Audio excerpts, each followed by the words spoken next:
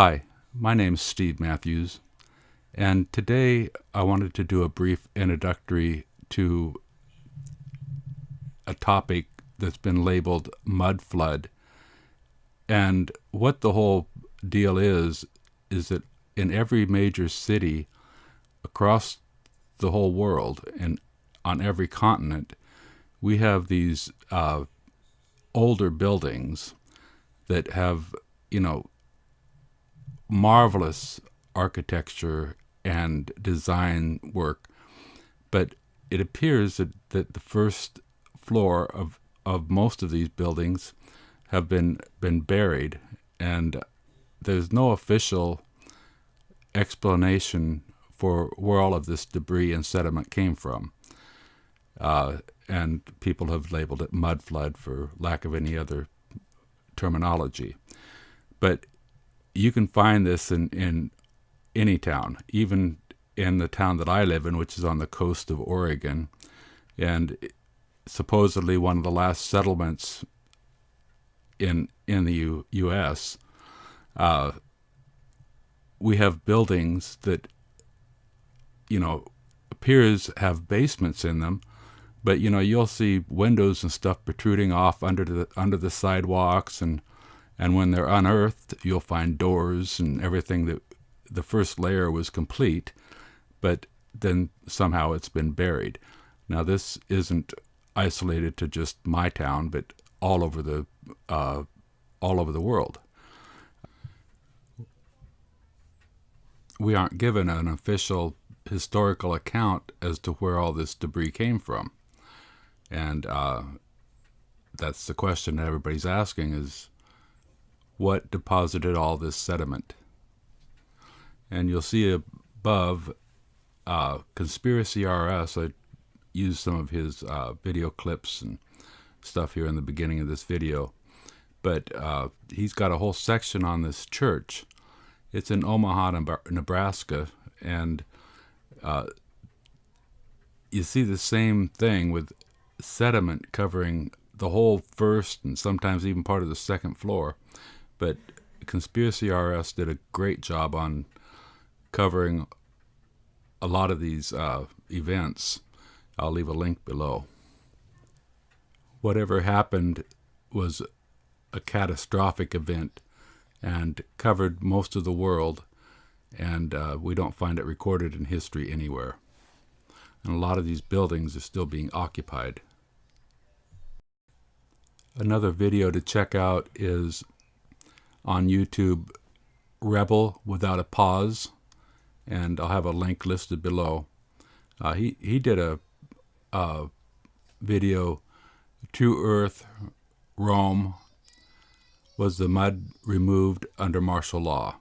Okay, in that he's got some video footage of the Colosseum in Rome being unearthed, and it looks like there was a 40-foot wall of debris around it.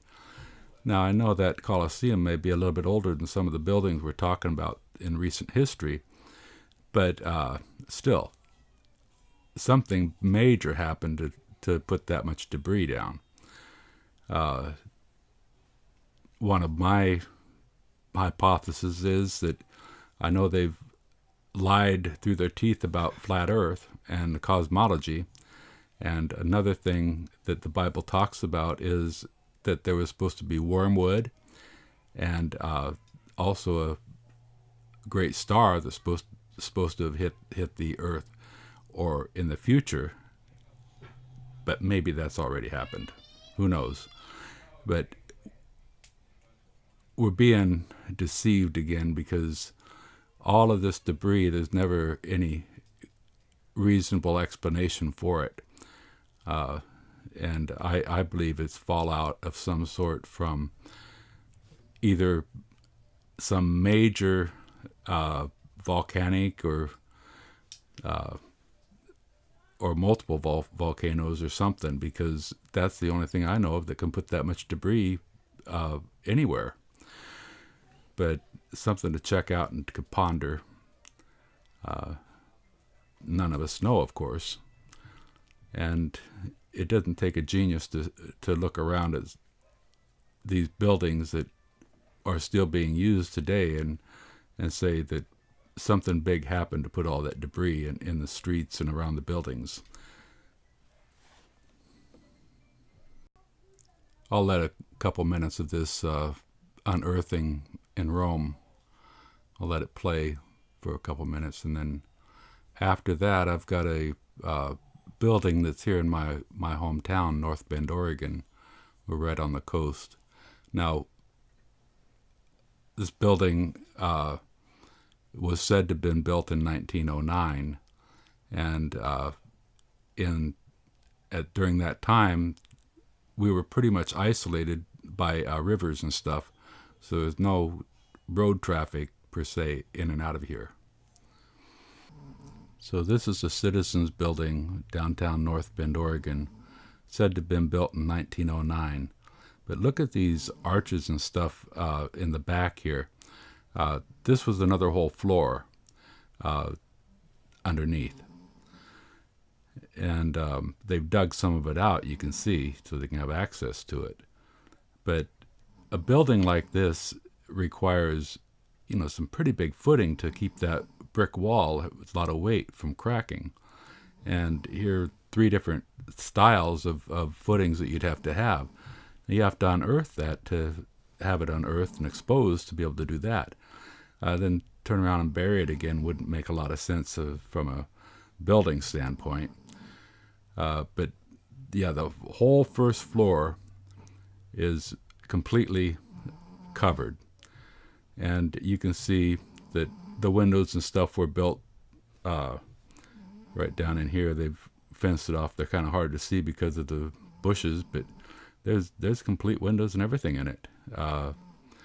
And a basement such as that is really hard to keep dry and stuff. We get a lot of rain here.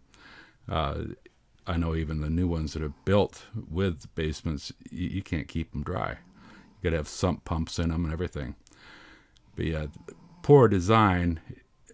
It wasn't actually built that way. I'm almost positive of it. Now you can see in the walkway, in the sidewalk, in just a minute here, I've got some, they're some kind of glass or something, and they've got lighting for in the hallway to get access to the underneath there. And somebody broke a hole in one of them. But you see the slope on this sidewalk? It's real common in a lot of cities to have a slope like this. One side of the building filled right up the top, complete walls and everything underneath, and then you've got windows protruding right off into the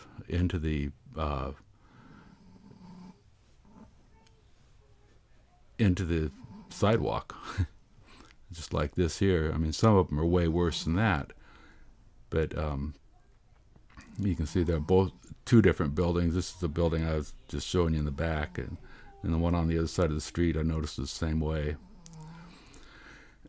And up the end of the street there was more of them. But we're a small community, and North Bend, Oregon, being on the west coast of the United States, was supposed to be the last settled area as people moved west. And yet these buildings, a lot of them are showing the same evidence as the ones in New York, and there's another one in all the cities across the United States that show the same thing. Yeah, and I don't think it was the style to build them like that either.